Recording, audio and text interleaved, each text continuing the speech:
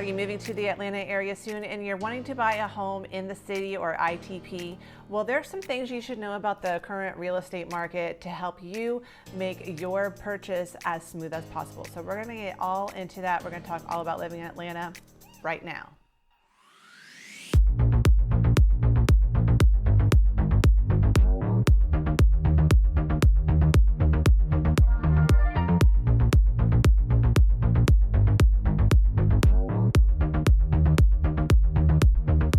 Hey everyone, my name is Molly and welcome to my channel. If you are new or returning and you want to know everything there is to know about living in the Atlanta area, well, you've come to the right place. Make sure you hit that subscribe button so you can follow along and give this video a like. It really helps me out. But I'm really here just to help you find a place that fits your lifestyle and your budget here in the Atlanta area and make your move to the Atlanta area a little bit easier. So feel free to reach out to me, shoot me a text, give me a call, send me an email, or if you have other questions or comments, you can also put those down below. My contact information is down in the comments section as well. Okay, you guys, so you're moving to Atlanta. What do you need to know about buying a home here? Is the market slow? Is it picking up? Well, I'm going to tell you some tips and just kind of give you an update of where Atlanta is at in the real estate market. It'll probably sound a little familiar to other big cities, but here's what is happening in the Atlanta area. And I will say right now, so I'm recording this in mid-February, and the real estate market is already heating up. You know, despite all of the doom and gloom news that is out there saying, well, interest rates are up, I'm really kind of tired of hearing about the interest rate story because people need homes. That is never going away. Despite what the interest rate is, people are going to need homes. Now, yes, it can change the affordability of how much home you can buy, but it doesn't seem to be stopping a lot of people from buying a home here in the Atlanta area. Great news is that Atlanta has a lot of people still moving to Atlanta. So what is happening right now in Atlanta, especially in the city, you know, I work a lot of the in-town neighborhoods, and the in-town neighborhoods, I'm going to put up a map because I had someone ask me what exactly are in-town neighborhoods, and they're just kind of neighborhoods that are closer into the center of the city. And I'm sure everybody will have kind of a slightly different opinion of what in-town neighborhoods are, but I'm not even just focusing on those, but just anything inside the perimeter I-285. But things are heating up already. You know, we did see a little bit of a slowdown over the holiday months, November, December, part of January. You know, I think people were a little tired. The interest rates were, you know, going up higher, and people just wanted a break. And so that it was a little bit slow then, but things are heating up again despite, you know, interest rates. I think people are getting used to the fact that interest rates are going to be in the 5s, the 6s. I've heard from, you know, the high up economists saying that, you know, us seeing interest rates in the 3 to 4% is probably not going to happen. So if you're waiting for interest rates to go down to that level again, you're going to be waiting a long, long time. So I think people are getting used to the idea that, you know, these interest rates are here to stay. And unfortunately, a lot of people are moving into Atlanta, and so you're going to have some competition. So that's what I'm going to talk about. And I'll just tell you a quick story. I was working with some out-of-state buyers. If they're watching this right now, hello, you know who you are. But we had made an offer on a super cute home. It was move-in ready. It was on a beautiful lot. It was zoned to some of the highest ranked schools in the city. And there was competition. There was 10 offers on this home. And we're talking like $1 million home. And we made an offer up to $95,000 over the list price, and it was all cash, and we did not win. Okay. It was at that time kind of hard to gauge where the competition was, but that was a good indicator right there, knowing, okay, there's definitely a lot of people out there. And there was, did I say there's 10 offers on the home, and half of them were cash offers. So not to scare you, but I also want you to understand what the competition is like, and there's just not enough homes. Now, I will say the supply actually has increased over the last month or two, but that doesn't mean it's good supply. There's a lot of crappy homes out there. I'm sorry to say it. That's just, Atlanta has some areas that are transitional, and people have went in and tried to flip those homes real quick. They're funky, wonky, bad flips, or just bad layouts.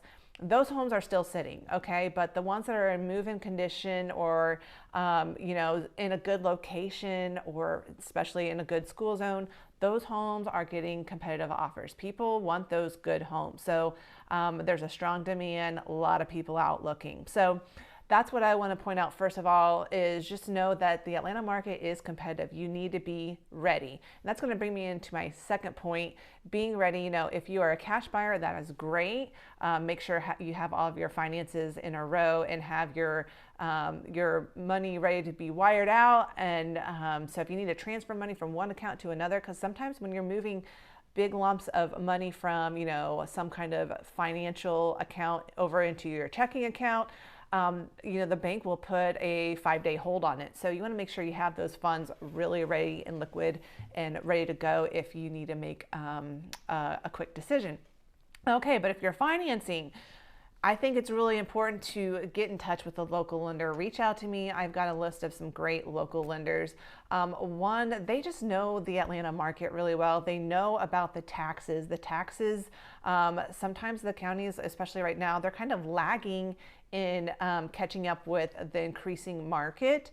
And so you want to have a lender that knows and can predict what those future taxes, property taxes, are going to look like, because you don't want to have any surprises when it comes to paying those taxes down the road on your current home purchase. But also working with a local lender, you're going to be able to get in touch with them.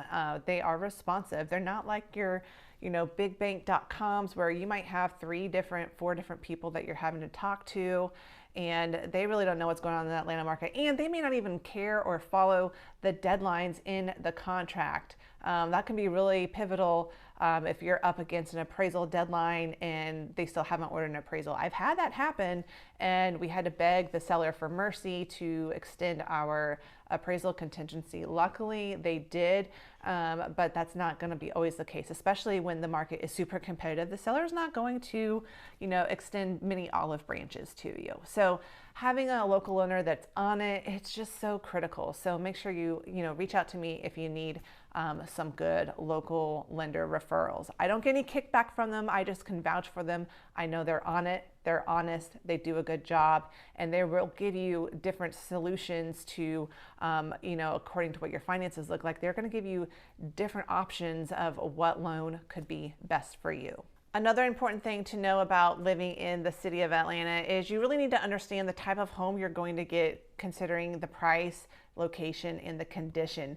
The in-town market can actually be pretty tricky to navigate finding that perfect home for you. And I had this discussion just with this recent home buyer who was coming from California, and she made the comment of, wow, I thought this was going to be a lot easier given that California is an expensive state, but it's actually still pretty hard here in the Atlanta area. And yes, because one, we just don't have enough good homes in inventory right now. And it's not as cheap as you would think, despite all the articles out there saying that Atlanta is more affordable than most metro cities, which I think still is true, but it's not as cheap as you would think. I mean, especially if you're trying to look in the city, and even a lot of the popular suburbs, they're not super cheap as well. But I do think it is interesting. The National Association of Realtors released this article, and of course, all of us real estate agents loved bragging about this. But they put as Atlanta is on top of their list of markets to watch in 2023 for 3 main reasons. Atlanta has a greater housing affordability than comparable cities. Its population is growing more rapidly, and 20% of renters there can afford to buy a median priced home higher than the national average. Now, I will say a lot of people that are trying to find rentals, they're going to complain that the rental rents are not affordable. And if you're trying to look in the city, yeah, it can be kind of outrageous what you're having to pay for rent, and it's just one of those things that keeps spiraling. And as more people come in, I think it's the thing that we don't see is how many people, the demand for homes there is. And I read another article saying that Atlanta had built all these new rental apartments, and I myself was kind of like, what are we gonna do with all these apartment buildings? But they were already like maxed out and full and called for. So that just shows you the need for housing in the Atlanta area. So back to understanding, location, and basically, depending on where you are located in the city, it's going to transfer over into what kind of price point you're looking at. Even some of these areas that are more transitional, even though I don't would say they're as transitional as others, but if you're a newcomer into the city and you're looking in these in-town areas, I mean, there's definitely, you can tell an area that is not as polished as maybe a Virginia Highland, a Morningside, but they're still great neighborhoods, and I've seen the price values increase over the years, and they've come such a long way. I think some people also think some of these neighborhoods don't have good schools, and you go online and look at the rankings, they may not be as high as a city of Decatur, but they're still a great school. And I think it would be good for you to, if you can, take a tour of those schools. If you come to visit Atlanta, give those schools a call and find out what they're like, and try to compare them, because you may be, giving up some great opportunities for some really great neighborhoods just because you saw a school ranking that wasn't, a 5-star. One thing I want to caution you about is that if the price seems too good to be true, there's probably a catch. And Atlanta has a lot of areas where, oh, there's a catch. That house is beautiful inside. The price seems good, but yes, there is a catch. A lot of times it is by a very busy street, by railroad tracks, or by a highway, or maybe next door the neighbor is really gross and yucky and the yard is in disrepair. So Atlanta has a lot of that going on. So if the price is too good to be true, there's probably some kind of catch. Having an agent that's working with you and can point out those things when you're not here in town physically looking at them can be very, very helpful. So that's why you reach out to me, because I got your back. I'm honest about that kind of stuff. I'm like, yeah, that is a great house, but here's the catch, and I'll tell you what that is. And then you can decide, okay, yes, I can put up with that, or no, maybe I don't want to put up with that.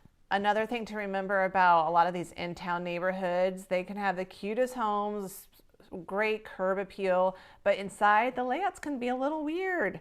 And you're still paying $800,000 for it, but people seem to buy them because they know, like, oh, that is a great location. I can walk my kids to school. I can go get a coffee down the street, or, maybe I can't walk to anything, but it's a couple miles down from the nearest coffee shop, that kind of thing. I feel like everyone wants to live by the Beltline or a coffee shop these days.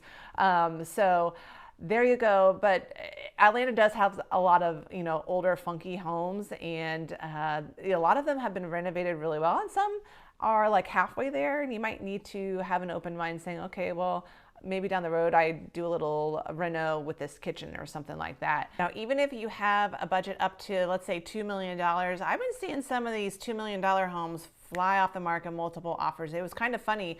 The very beginning of January, there was a couple of new builds in the Morningside area, which is one of the more prestigious in-town neighborhoods in Atlanta. And there was a couple of new builds kind of just sitting there. I think they were overpriced a little bit to start, and they reduced the price. They were sitting, and the holidays didn't help because people are not thinking about buying a home.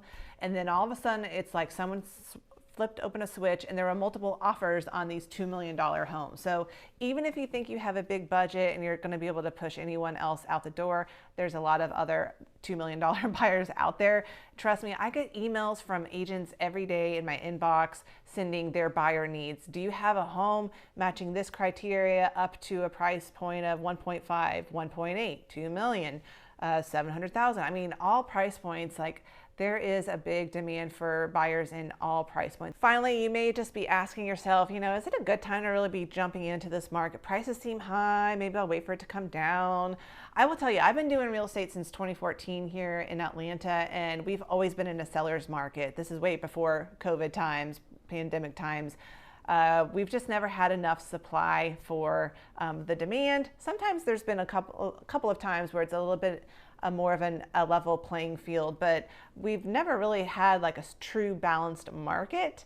And the demand for people wanting to live in the city I don't think that's going anywhere. Now, I don't have a crystal ball, but just in my past experience and what I've seen and how I've seen the city grow, I don't think we are going to be in a spot where values are going to go down. In fact, I remember when I moved into my house in, 2011, and new builds in my neighborhood were going for like 1.2, 1.3, and I just thought, oh my gosh, that seems crazy. Fast forward almost 12 years later, now new builds in my area are going for like 2.25. I would have never fathomed that. And I'm sure in another 10 years, who knows what that price point will be. So I don't think there's ever going to be a bad time to pop into real estate. And if you need a home, you need a home. So there's always going to be people looking for that. That's one thing, is everyone needs a place to live. So real estate isn't going anywhere. So if you are ready to buy, don't be scared to jump in. Atlanta is just constantly growing. We have a great job market with all sorts of different industries. We've got healthcare, the tech world, film industry, all the Fortune 500 companies like Delta.